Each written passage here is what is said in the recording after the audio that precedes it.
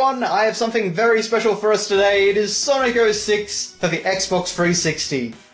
What a game! Now this of course is actually the demo version of the game, which in all honesty is one of the best things to come out of Sonic 06.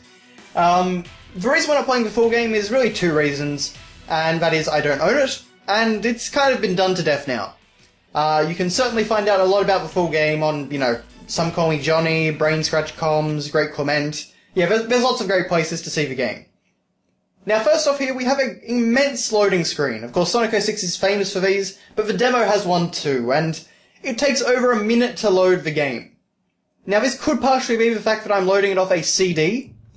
However, I do remember that the load time was incredibly long back when when I actually had it running off a console hard drive. So I feel like it was probably that bad originally as well. Notice that Sonic steps on the automated dash pad and misses all those rings. It's one of the many, many ways in which Sonic 06 is completely unpolished. However, this demo is actually a totally different build of the game than the final product that you bought in a shop. It has actually got some very noticeable, or at least notable anyway, differences.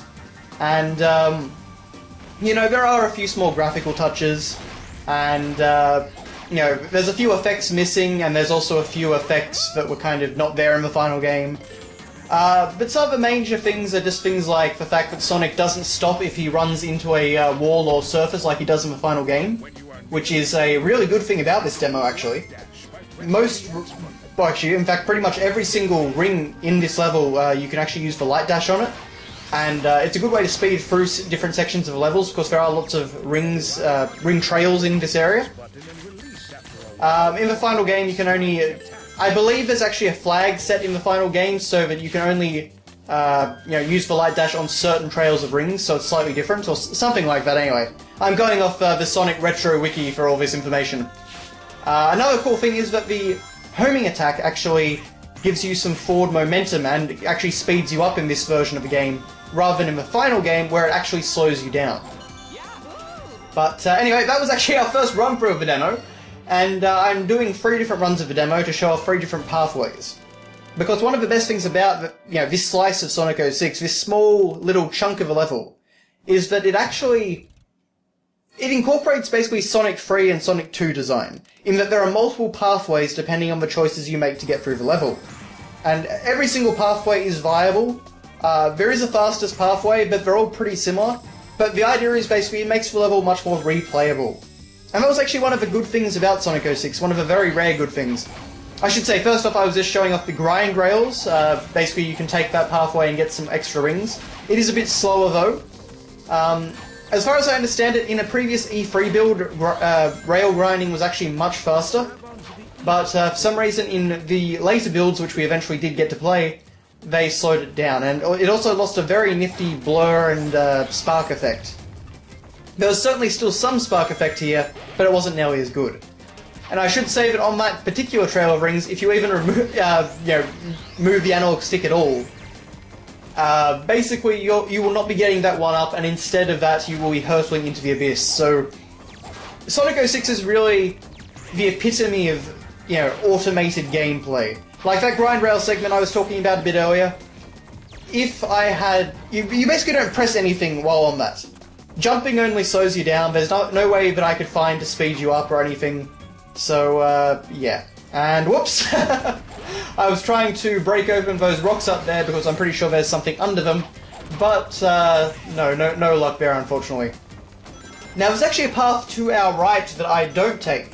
You can see there's little platforms there that have a ring capsule on them. So that's yet another path. The level design here, I can really understand why they chose it for a demo, because it is an incredibly replayable demo, and it's a lot of fun to play as well. This is actually a level that... It honestly keeps Sonic moving at a pretty good pace. One of the things that I really dislike about Sonic 06 is the way that Sonic... He basically has a delay after every homing attack. He can't just... oh, there's me using the bounce bracelet there from Sonic Adventure 2. Every single time you do a homing attack, he has a delay before he can strike again. And that really wasn't in Sonic Adventure 1 and 2, or even Heroes and Shadow, I think. Or maybe Shadow actually made that change, now that I think about it, but... Anyway, that's a second run through of the demo. And what did we get that time? We got a A B, okay. So time to finish this off in style and get a better rank. So there I am using the spin dash for the one and only time. It's unfortunately pretty useless in this this particular game, in all honesty. But you know, this demo, I should say, actually has a lot of importance to me because this is actually the reason I bought Sonic 06. Bad call, I know. So games back then in Australia, back in the early days of that generation, games cost $110. That was a very expensive thing. You see, even in Australia, where we've been paying about like $80 or $90 for a PlayStation 2 game when it was new, $110 was a big step up. Even $120 in some instances, if I remember correctly. I feel like Resistance Fall of Man was $120, which, you know, is crazy to think now. But you know, that was just the way it was, unfortunately. So if you were going to buy a game on a system, you had to really, you know, it had to be a good game. You had to get your money's worth out of it. Of course, Sonic 06 is not one of those games. So basically what happened is I was borrowing my cousin's Xbox 360 while he was in England. And so I had it for like 6 months or so. And I downloaded, among other things, the demo for Sonic 06. Now this is actually one of the really cool things. You've got a separate path down here because I fell down.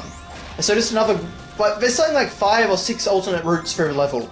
And they all intersect, and it's really brilliant level design. It's, that certainly isn't the case for all of Sonic 06, but it's the case here, and I do really like that. But yeah, so for me, basically, I played the demo, I loved it, I thought it was a great, you know, it was a follow-up to Sonic Adventure 2, basically. And, you know, I decided that for this console, which I didn't actually own, I would put out $110 and buy the game. Of course, that was a big mistake. Within a single hour, I wanted to take Sonic 06 back, and I did, and I got my money back, but Wave Ocean, the number of glitches I encountered was amazing.